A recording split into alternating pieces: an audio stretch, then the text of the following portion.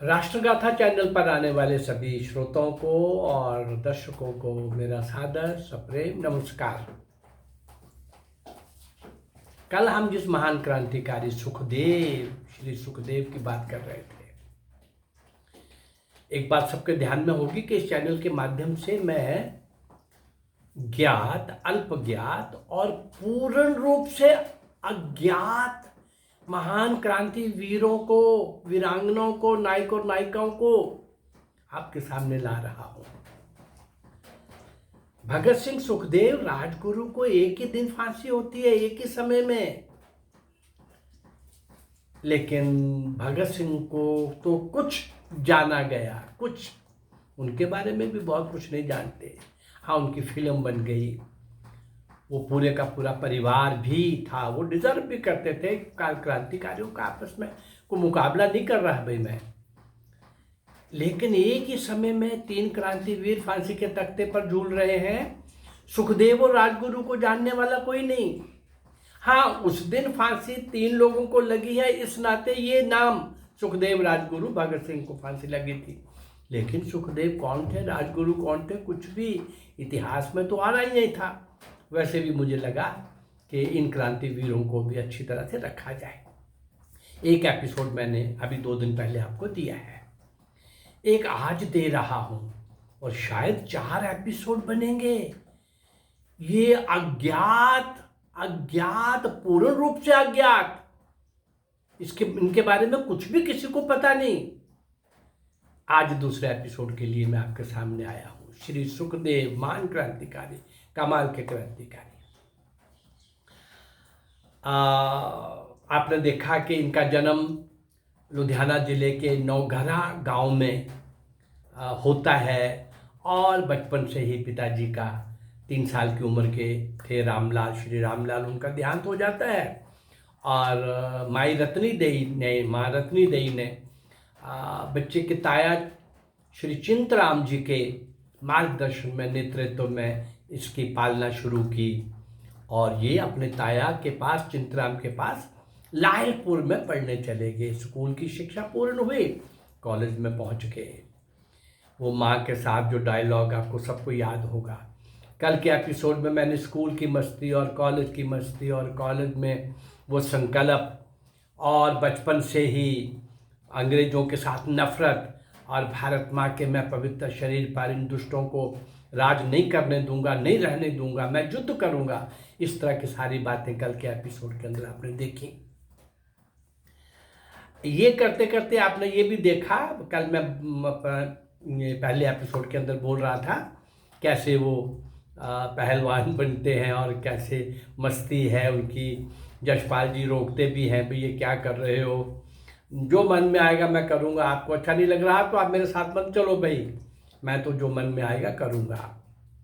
ऐसे ही इसी घटनाक्रम में श्रीमान सुखदेव जी, अब चूंकि क्रांति के काम के लिए बाहर जाने लगे थे, भगत सिंह और सुखदेव दोनों। हाँ, एक दिन जब वापस लाहौर की तरफ आ रहे थे, तो जिस डिब्बे में चढ़े वो वहाँ पुलिस वाले थे, उन्होंने नहीं चढ़ने दिया और कहा कि भाई तुम इस डिब्बे में नहीं आ सकते। और ये डट गए श्रीमान जी, सुखदेव जी। पिछली घटनाओं से भी आपको पता लगा होगा कि ये क्या कर रहे थे, उद्देश्य होता था हर काम को करने का इनका। तो ये कहने लगे, कोई माई का लाल देखता हूं, कौन मुझे रोकता है, तुमने डब्बा कोई रिजर्व कराया हुआ है, मैं इसी डब्बे में बैठूंगा। ऊपर तो चढ़ गए, लेकिन पुलिस वालों ने अपना अपमान समझा, पेलना शुरू कर दिया। पिटाई, एकदम टूट पड़े सब पुलिस वाले, खाते रहे, मार खाते रहे, लेकिन सी तक नहीं किया, और उनको ये नहीं कहा कि मुझे मत मारो। पीछे उद्देश्य था। उतरने लगे तो पुलिस वालों ने कहा, अरे भाई इतनी मार खा ली तुमने, जातिवार अपना नाम तो बता दो। तो नाम बताया, मेरा नाम है मार खाना। भाई वो क्या मार खाने वाला?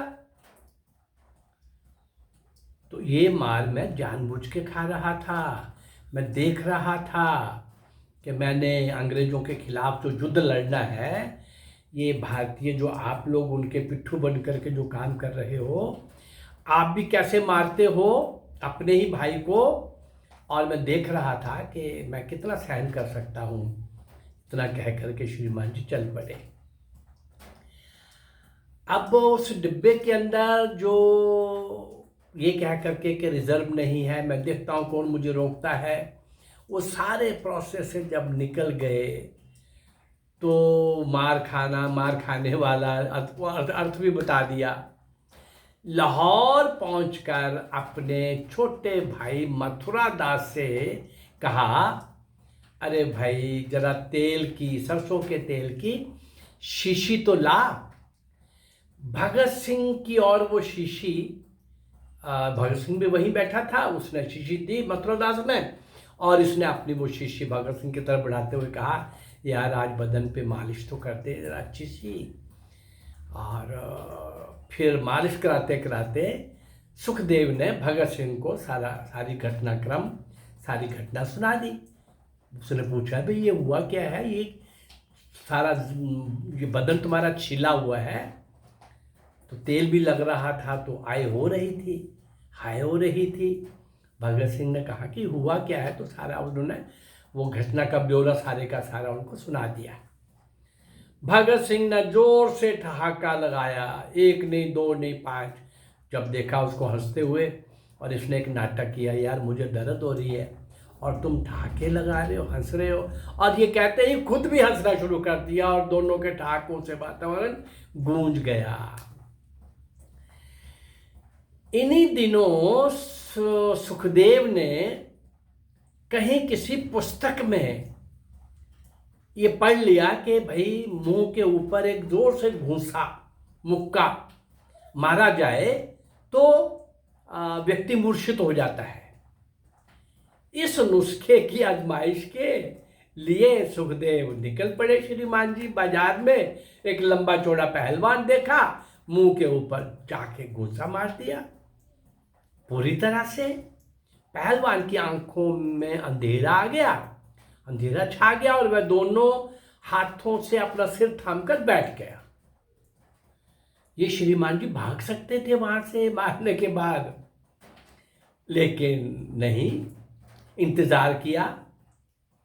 और कुछ लोगों ने कहा भी, भाई अब तुम तो चले जाओ यहाँ से, और जब ये उठेगा तो फिर तुम्हें पता है ना क्या होगा।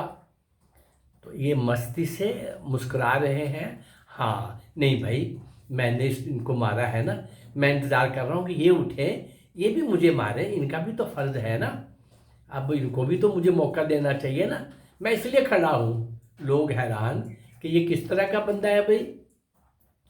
और श्रीमान वो कुछ देर के बाद पहलवान उठा और आक्रमणकारी को अपने सामने देखकर बस फिर क्या था, पिल पड़ा और खुद बोला, भाई मैंने ही मारा है, हाँ मैंने ही मारा है। वो पिल पड़ा वो पहलवान, खूब पिटाई की। लोगों ने बीच बचाव करके इसको पूछा, भी ऐसा तुमने क्यों किया। तो उत्तर, तो पहले तो ये कहा कि भाई पहले मैंने मारा, अब उन्होंने मारा, कोई बात नहीं, पर क्यों किया, और तुम जा सकते थे। नहीं, मैं ये देखने के लिए खड़ा था कि कितनी देर तक मूर्छा रहती है, घुसा मुक्का मारने के बाद कितनी देर तक मूर्छा रहती है, और वो मुझे पता चल गया।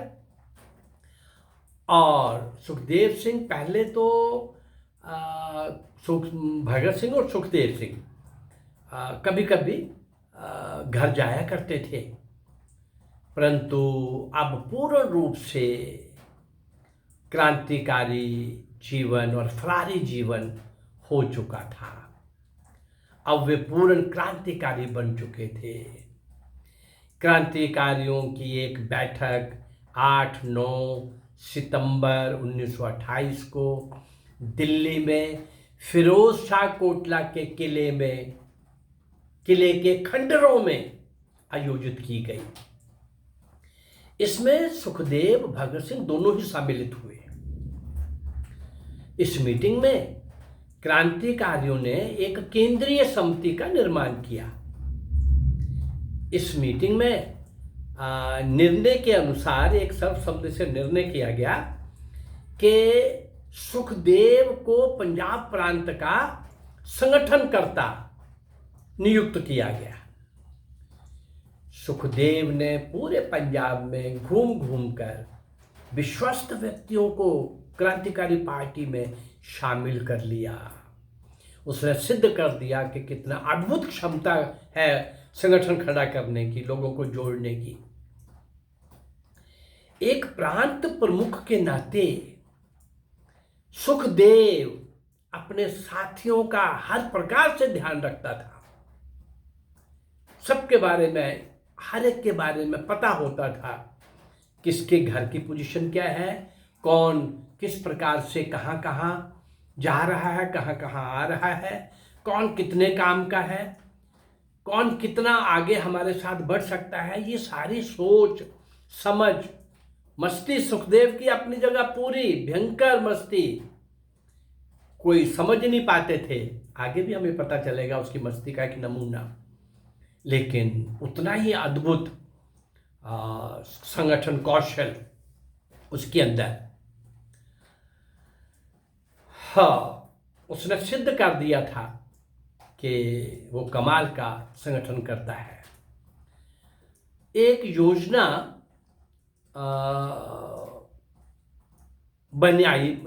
बनी, उसके अंतर्गत एक घटनाक्रम कहिए घटित हो गया। उस समय 20 अक्टूबर 1928 को साइमन कमीशन लाहौर पहुंचा।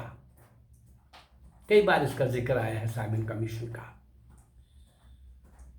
और उसने लाहौर में इसका घोर विरोध हुआ। बहुत बड़े बड़े प्रोसेशन हुए, जुलूस निकले। विरोध प्रदर्शन में लाला लाजपत राय बुरी तरह से चोटिल हो गए और 17 नवंबर 1928 को उनका देहावसान हो गया। लाला जी की मृत्यु के बाद बदला लेने का निर्णय इन दोनों ने, भगत सिंह और सुखदेव ने, निर्णय ले लिया और इस प्रश्न को केंद्रीय समिति के सामने भी रखा। वहां भी सहमति मिल गई।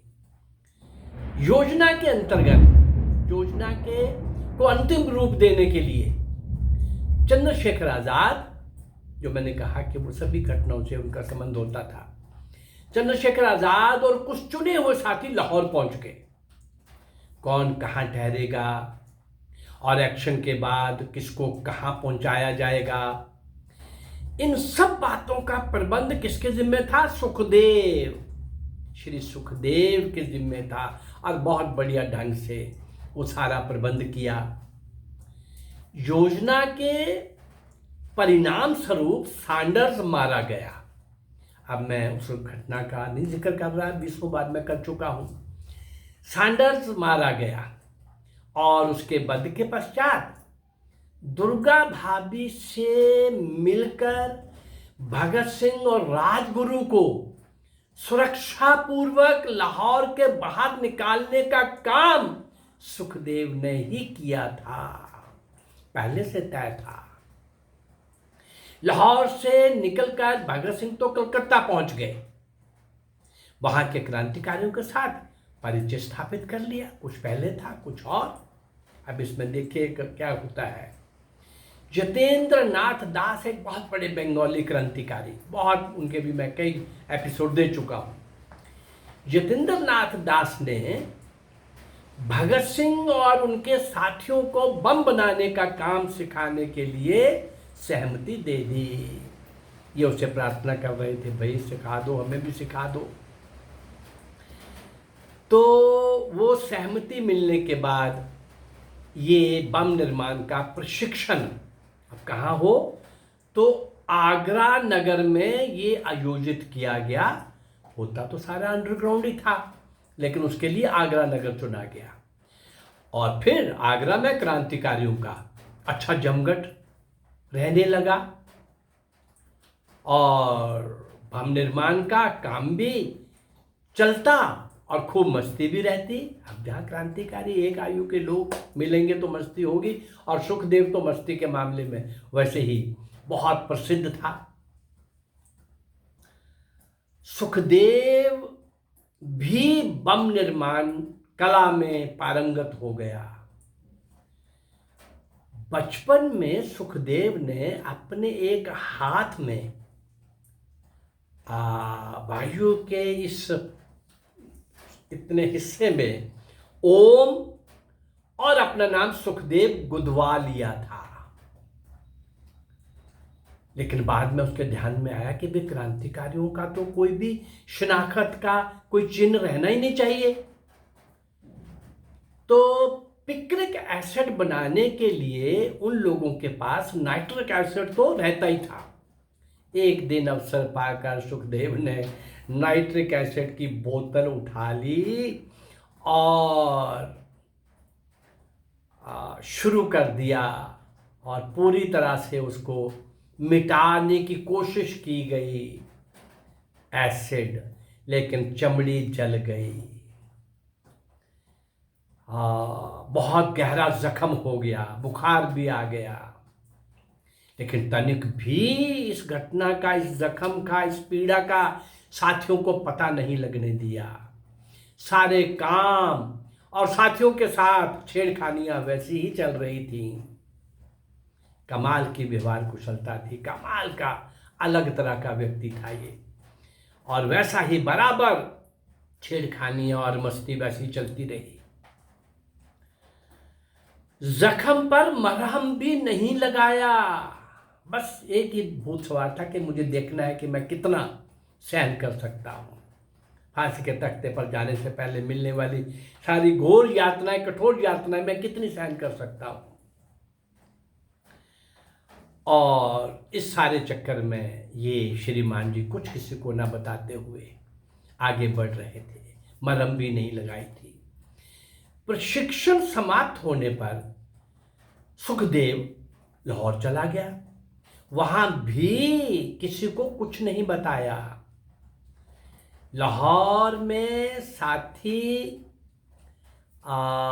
भगवती चरण का घर क्रांतिकारियों का अड्डा बन गया था।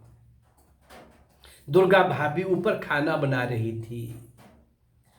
सुखदेव नीचे कमरे में बैठ गया। गुदे हुए नाम का कुछ भाग पूरी तरह मिटा नहीं था। उसने मोमबत्ती जलाई, वहां भगवती चरण के दराज में से एक मोमबत्ती निकाली, जलाई, और अभी भाभी तो ऊपर थी, और मोमबत्ती जलाकर वो वाला हिस्सा जिसमें पूरी तरह से मिटा नहीं था वो उस लो के ऊपर रख दिया। हाथ की खाल जल जल कर नीचे गिरने लगी। चमड़ी जलने की दुर्गंध, दुर्गा भाभी ऊपर खाना बना रही थी, वो दुर्गंध उसके नाक तक पहुंची तो झट से नीचे आई। सुखदेव को हाथ की चमड़ी जलाते हुए देख लिया। देखकर मोमबत्ती जल्दी से बुझा दी और कहा कि भाभी सब काम ठीक ठाक हो गया, कोई बात नहीं, कुछ नहीं है। लेकिन भाभी ने तो देख लिया था। लाहौर में सुखदेव ने बम बनाने का कारखाना खोल दिया। एक मिस्त्री से उसके खोल ढलवाने लगे, बम अच्छे बनने लगे, पूरे देश में अपने क्रांतिकारी साथियों को पहुंचाने लगे। इस बीच केंद्रीय समिति ने निर्णय लिया कि जन सुरक्षा बिल और औद्योगिक विवाद बिल का विरोध करने के लिए दो साथी दिल्ली के असेंबली भवन में बम विस्फोट करने के लिए जाएंगे।